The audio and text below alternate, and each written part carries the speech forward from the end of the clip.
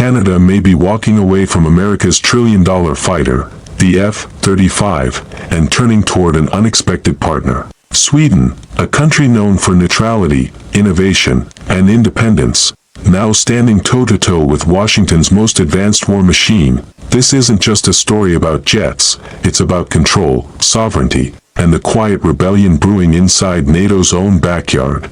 Because when Canada looks to the Swedish Gripen, it's not just buying a fighter jet, it's sending a message that the world's military balance is about to change. Canada delays F-35 review indefinitely. For months, Ottawa had promised to finalize its plan to buy 88 US-made F-35 stealth fighters, the same aircraft hailed as the backbone of NATO's future air power. But when the deadline arrived, nothing happened. Behind the polished statements and diplomatic smiles, something had changed. The government quietly extended the review, citing rising costs, technical delays, and growing concern over dependence on U.S. systems. In Washington, eyebrows lifted. In Stockholm, ears perked up, because while the F-35 program was bogged down by spiraling budgets and complex logistics, Sweden's Gripen fighter was gaining attention, fast, cheaper to operate, easier to maintain,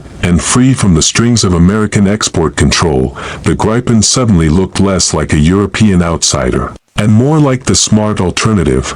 For decades, Canada's skies have been patrolled by US-built jets, symbols of alliance and trust. But now, Ottawa is questioning that loyalty, testing a new path toward independence. And this single delay might just mark the beginning of a major geopolitical shift, because this isn't only about choosing a fighter jet, it's about who controls the sky, and who controls the future. At first, it seemed unstoppable, a done deal. 88 F-35A Lightning IIs, the same stealth fighter trusted by America and its allies, promised to give Canada unmatched power in the skies.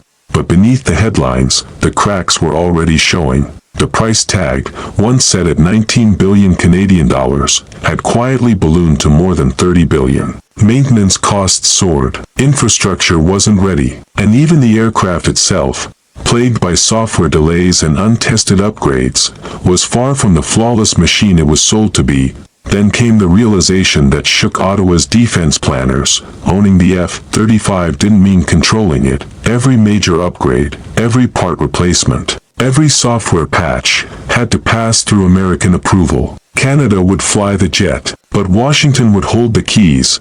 That dependency raised an uncomfortable question. Could Canada truly call it sovereignty if it couldn't even service its own fighters without U.S. consent? And while bureaucrats in Ottawa wrestled with budgets and politics, something unexpected was happening overseas. Sweden, quiet, neutral Sweden, was making noise with its Gripen. The Gripen wasn't as stealthy as the F-35. It wasn't dripping with classified tech, but it was efficient, affordable, and fiercely independent. A jet built for nations that wanted cutting-edge performance, without foreign control. Suddenly, Canadian analysts began comparing numbers. And the math was impossible to ignore. The Gripen could fly nearly as far, carry modern weapons, and cost a fraction to maintain. More importantly, it could be built, maintained, and upgraded in Canada itself. And that's when the whispers began, inside defense circles, inside Parliament, and even across NATO. Had Canada just found its escape hatch from the F-35's golden cage?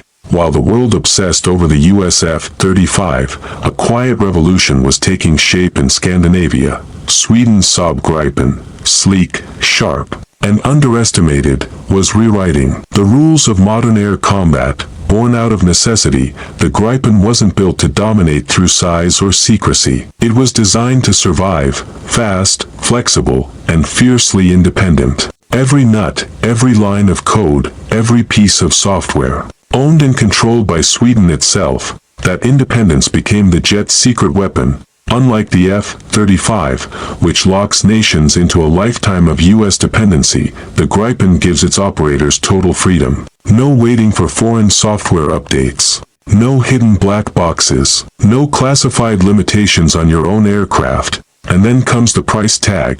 The Gripen costs less than half of an F-35 to buy, and only a fraction to maintain. Yet it can take off from highways, operate in snowstorms, and land on roads barely longer than a football field. It's not just a jet, it's a statement. A declaration that cutting-edge technology doesn't have to come with political strings attached. Today, nations like Brazil, Hungary, and the Czech Republic are already flying the Gripen, not because it's the flashiest aircraft in the sky, but because it gives them what every country quietly wants: control. And now, that same philosophy is resonating in Canada, a country long tied to American defense doctrine. Suddenly inspired by Sweden's model of self-reliance, if Ottawa truly wants to break free from U.S. oversight, the Gripen might just be the key. But such a move wouldn't just rewrite Canada's defense policy. It would send a shockwave through the Pentagon. To the untrained eye, this might look like a simple procurement delay,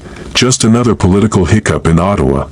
But to the U.S. defense establishment, it's something far more dangerous, a crack in the wall they've spent decades building. The F-35 isn't just an airplane, it's an empire. It ties together over a dozen nations, thousands of companies, and billions in contracts, all revolving around one hub, the United States. Every spare part, every upgrade, every maintenance cycle runs through American approval. That system keeps allies close, loyal, and dependent. And that's exactly why Canada's hesitation has sent alarm bells ringing in Washington.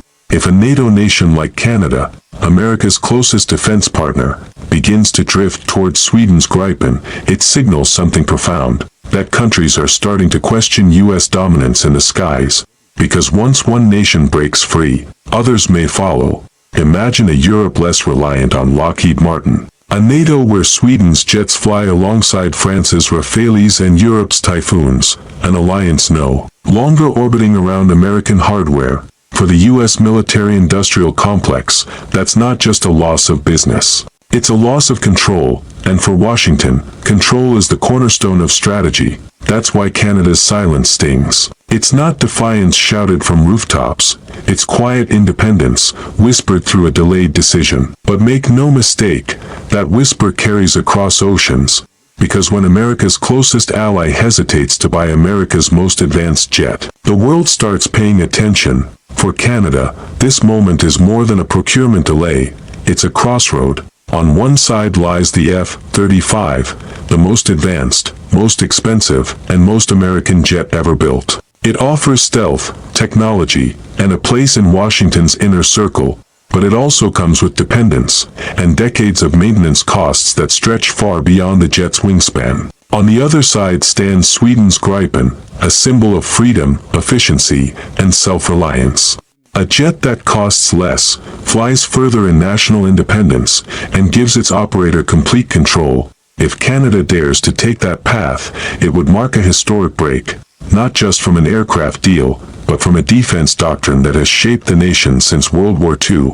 Critics warn that going against the U.S. could strain military cooperation and weaken interoperability within NATO. But supporters see it differently. They call it evolution, a necessary shift toward technological sovereignty, homegrown maintenance, and a truly Canadian defense identity. And Sweden, it's watching closely. For a country that built the Gripen to prove that small nations can stand tall in a world of giants, Canada's interest is validation, a sign that the future of air power might belong not to the biggest, but to the smartest. If Ottawa chooses Stockholm over Washington, it won't just buy a fighter jet, it will redefine what it means to be an ally, and what it means to be free.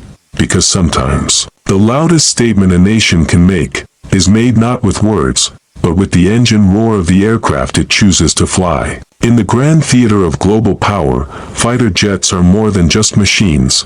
They are symbols of trust, of strategy, of who commands the skies and who follows in formation.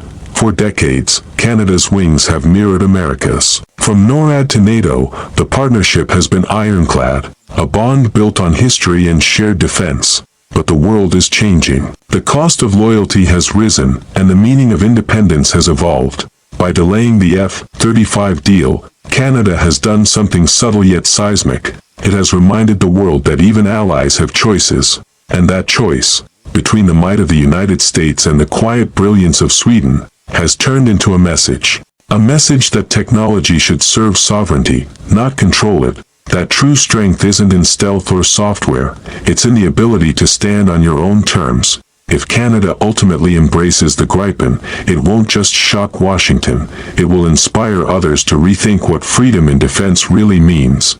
Because sometimes, the greatest revolutions don't come from battlefields or borders. They come from the courage to say, we choose our own sky. And as Canada looks to Sweden's Gripen, the rest of the world watches, knowing this decision could redefine the balance of power for a generation to come. The question now is simple. Will Canada follow the familiar path of loyalty, or carve a new one toward independence? Only time, and the roar of the next jet to take off from Canadian soil, will tell.